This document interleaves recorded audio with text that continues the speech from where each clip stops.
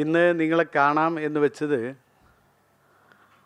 ആര്യാടൻ മുഹമ്മദ് എൻ്റെ പിതാവിൻ്റെ 2ാം ചരമവാർഷികവുമായി ബന്ധപ്പെട്ട ചില കാര്യങ്ങൾ നിങ്ങളോട് പറയുന്നതിന് വേണ്ടിയിട്ടാണ്. കഴിഞ്ഞ വർഷം അതിൽ ആര്യാടൻ ഫൗണ്ടേഷൻ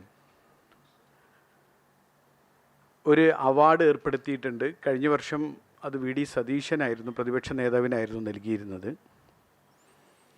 ഈ വർഷം കൽപ്പറ്റ നാരായണനും അതേപോലെ തന്നെ പി. സുരേന്ദ്രനും കെ.സി. ജോസഫും അടക്കുന്ന ജൂറി ശ്രീ കെ.സി. വേണുഗോപാലിനെയാണ് അവാർഡിനായി തിരഞ്ഞെടുത്തിരിക്കുന്നത്.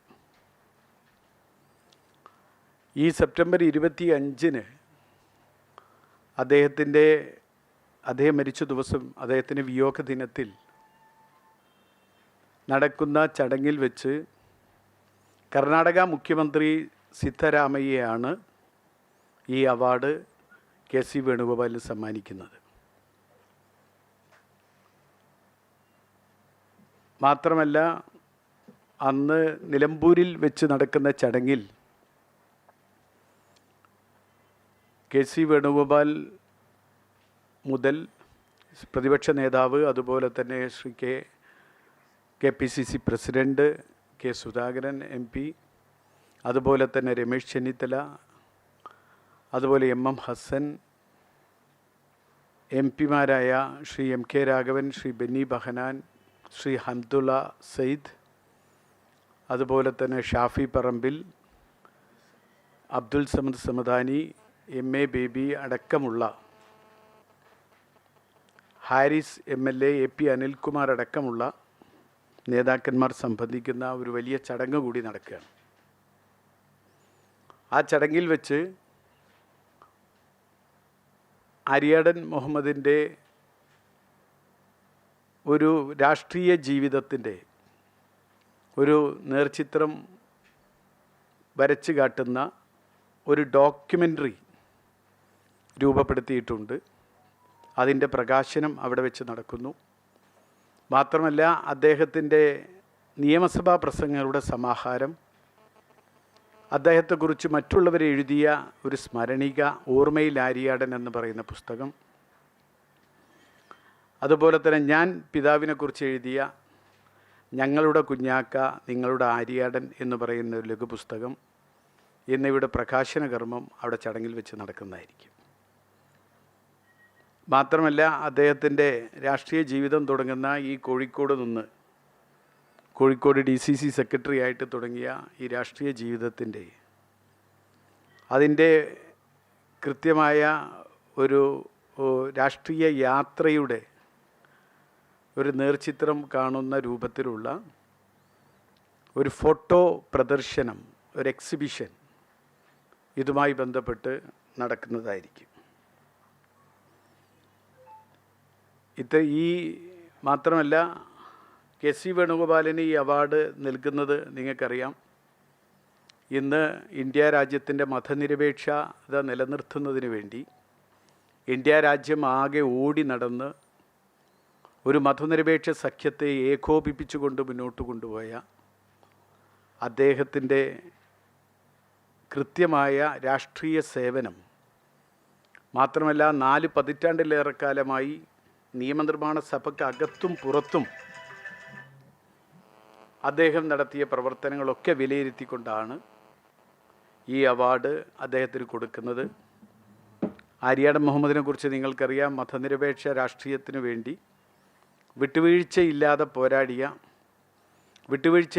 പോരാടിയ ഒരാൾ കൂടിയാണ്. അപ്പോൾ അതുകൊണ്ട് തന്നെ ഈ അവാർഡ് ഈ ഒരു സാഹചര്യത്തിൽ ഈ മതനിരപേക്ഷ പോരാളിക്ക് തന്നെ നിൽക്കുക എന്ന് തന്നെയാണ് ജൂറിയുടെ അഭിപ്രായം. അതുകൊണ്ടും കൂടിയാണ് അവാർഡ് കെ.സി. വേണുഗോപാലിന് നൽകാൻ വേണ്ടി തീരുമാനിച്ചിട്ടുള്ളത്.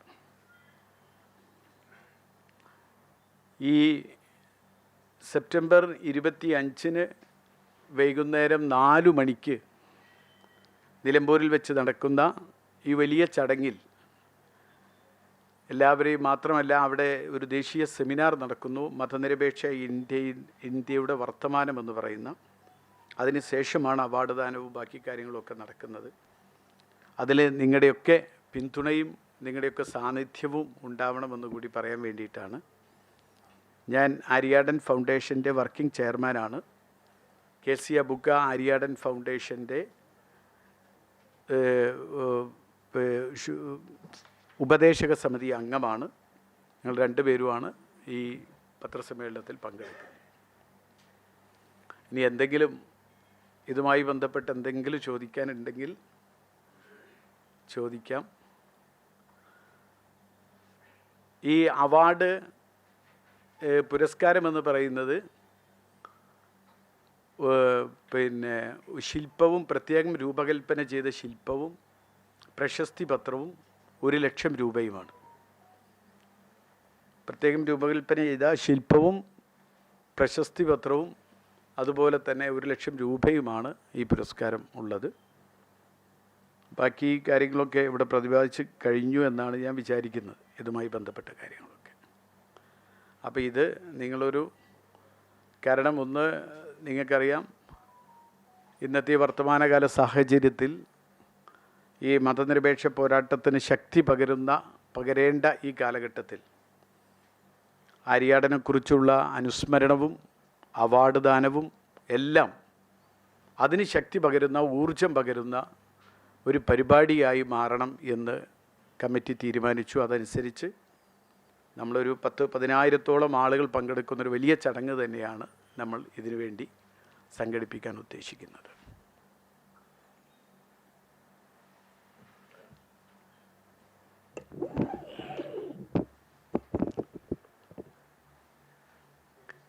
കാര്യങ്ങൾ ഷൗക്കത്ത് വിശദീകരിച്ചു കഴിഞ്ഞു.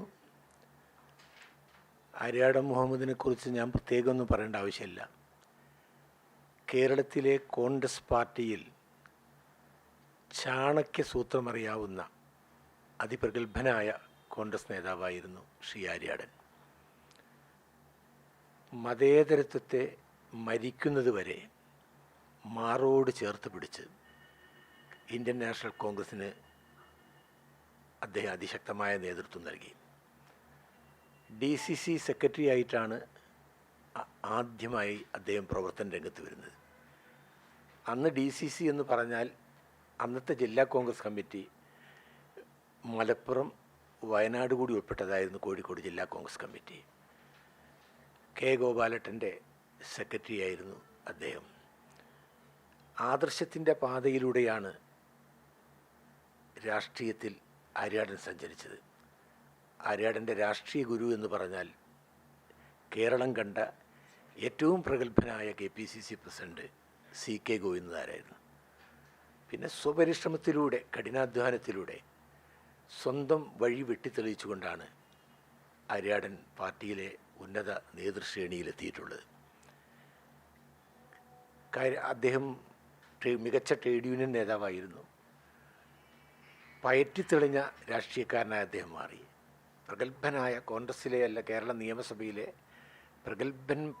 പ്രഗത്ഭനായ ഒരു സാമാജികൻ കൂടിയായിരുന്നു അദ്ദേഹം. അദ്ദേഹത്തിൻ്റെ ഈ ബഡ്ജറ്റ് സെക്ഷനിലായിരുന്നു അദ്ദേഹത്തെ അധികവും പാർട്ടി പ്രസംഗിക്കാൻ ചുമതല ഏൽപ്പിക്കാറ്. അദ്ദേഹത്തിൻ്റെ നിയമസഭാ പ്രസംഗം ഭരണബെഞ്ചിലുള്ളവരും പ്രതിപക്ഷത്തുള്ളവരും വളരെ ശ്രദ്ധയോടുകൂടി കേൾക്കാറുള്ള ഒരു പ്രസംഗമായിരുന്നു ആര്യാടൻ നിയമസഭയ്ക്കകത്ത് നടത്തിയിരുന്നത്. അദ്ദേഹം ദീർഘകാലം മന്ത്രിയായിട്ടുണ്ട്, ഇരുമുന്നണിയിലും മന്ത്രിയായിട്ടുണ്ട്.